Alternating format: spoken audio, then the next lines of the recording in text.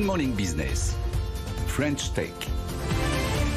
6h42 sur BFM Business et RMC Découverte, et nous allons parler santé prédictive avec vous, Thomas Schmitt. Bonjour. Bonjour. Alors vous êtes le fondateur de NumaHealth, donc c'est une start-up, une biotech qui analyse en fait les résultats des prises de sang, des examens de patients grâce à des algorithmes. Et à partir de là, qu'est-ce que vous ressortez de ces analyses une fois qu'elles ont été moulinées dans votre plateforme ? Oui, en effet. Alors, on est une biotech, on fait de la bioinformatique médicale. Donc, c'est quand le monde de la biologie rencontre le monde de l'informatique au service de la santé. On a deux axes, un axe de prévention et un axe de prédiction.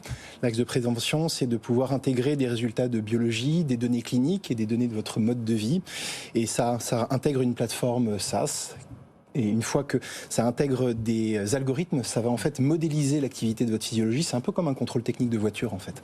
On vient comprendre comment fonctionne votre organisme et arriver à déceler les premiers déséquilibres métaboliques qui ne sont pas en lien avec une maladie, mais qui peuvent avoir un impact clinique, c'est-à-dire provoquer des troubles du sommeil, des troubles anxieux, des douleurs de dos. Et à partir de ces résultats, le système crée un score qui va vous permettre de savoir où est-ce que vous en êtes dans votre état de santé, avec des contenus pédagogiques qui permettent de mettre un lien entre les résultats et le score, et ensuite vous orienter vers des plans de recommandation qu'on appelle d'intervention non médicamenteuse, c'est-à-dire de la médecine de mode de vie. Comment est-ce que vous allez réussir à pouvoir vous prendre en charge de façon autonome pour optimiser votre état de santé. En fait, vous visez ces 3 patients sur 10, c'est l'estimation que vous faites qu'on a dans les salles d'attente, qui en réalité sont concernés par des migraines, par de l'anxiété, des troubles du sommeil, en disant, grâce au bilan sanguin que vous faites, nous, on va pouvoir vous proposer des solutions, mais non médicamenteuses. On va pouvoir se soigner peut-être en changeant son mode de vie. Exactement. En fait, 30% des patients qui consultent un médecin sont dans des états entre deux. On voit la santé en France comme un état binaire. Soit vous êtes en bonne santé et finalement il n'y a rien à faire, soit vous êtes malade et là vous rentrez dans un parcours classique. Mais 30% des patients sont dans des états intermédiaires, qu'on appelle des troubles fonctionnels. Et l'idée, en fait, c'est de pouvoir proposer à ces patients des solutions, d'intégrer ces résultats de biologie, de comprendre où est-ce qu'on en est et de pouvoir se prendre en charge de façon autonome. En effet, grâce à des recommandations validées scientifiquement, de comment est-ce qu'on modifie son mode de vie pour optimiser son état de santé. Mais alors, à quel niveau de précision on va dans les conseils ? Parce que quand je vous entends parler de prescriptions non médicamenteuses, donc en gros c'est changer l'alimentation, le sommeil, etc. Si c'est juste manger 5 fruits et légumes par jour et dormir 8 heures par nuit, on le sait. Donc à quel niveau de personnalisation vous pouvez aller justement sur ça ? C'est manger tel ou tel type d'aliment en particulier ? C'est quoi ? Oui, exactement. C'est l'intérêt de la biologie, c'est qu'on va vraiment très profondément dans la personnalisation. Donc on rentre vraiment dans le fonctionnement de votre moteur pour être très précis sur les conseils. Donc on sort des vérités classiques de prévention primaire, manger, bouger, 5 fruits et légumes par jour, et on rentre vraiment dans la compréhension de votre métabolisme et on devient très précis. Quel type d'oligo-éléments, quelles vitamines, du sélénium, du calcium, du magnésium, selon votre métabolisme. Et c'est l'intérêt d'aller rechercher les informations au travers de la biologie, parce qu'on devient vraiment très précis. Et c'est là où NumaHealth a une vraie valeur et disrupte un peu le monde de la prévention, où la prévention aujourd'hui, quand on n'est pas malade, on continue à faire ce qu'on fait. L'idée, c'est d'arriver à avoir un impact, scientifique dans la prévention et une personnalisation des recommandations pour rester en bonne santé longtemps. Sur la validité scientifique justement du dispositif, aujourd'hui c'est un dispositif médical ou c'est une application bien-être ? Parce qu'il y a toujours cette distinction à faire, que ce soit sur les appareils ou sur les applications. Dispositif médical, il faut qu'il y ait une preuve apportée de l'efficacité du dispositif. Vous en êtes où aujourd'hui ? Alors aujourd'hui, c'est une application wellness, puisqu'on n'est pas là pour diagnostiquer une maladie. Quand on est un dispositif médical, c'est un outil qui est vraiment là pour diagnostiquer. Or, nous, on se place vraiment en amont. On est vraiment là pour mettre en avant les déséquilibres métaboliques qui sont en amont de la maladie. Donc, on est une application et well-being, vraiment.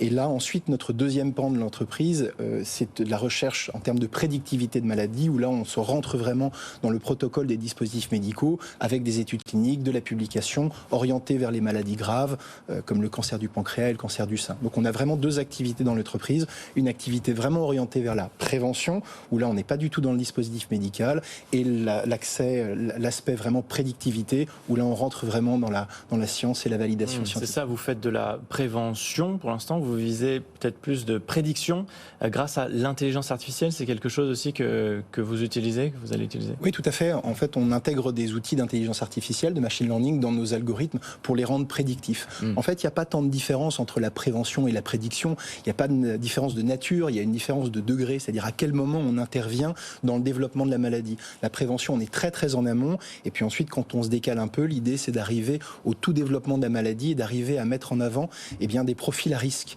Et ça c'est ce qu'on fait grâce au nasoplarine. Et tout ça simplement grâce à des résultats d'analyse sanguine que j'ai entrés dans l'application. Parce que la question que je me pose, c'est comment vous arrivez à voir plus que ce que les laboratoires médicaux classiques arrivent à voir, parce qu'ils ont les mêmes résultats que vous en définitive. Donc qu'est-ce que vous lisez en plus en fait? Alors c'est l'utilisation de la modélisation.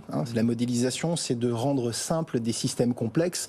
Donc là où on a une lecture binaire généralement des résultats, où quand ils sont bons, il n'y a rien à faire, et quand ils sont mauvais, la maladie est déjà là. En fait, les modèles permettent d'aller un peu plus loin et vraiment même en amont du développement de la maladie.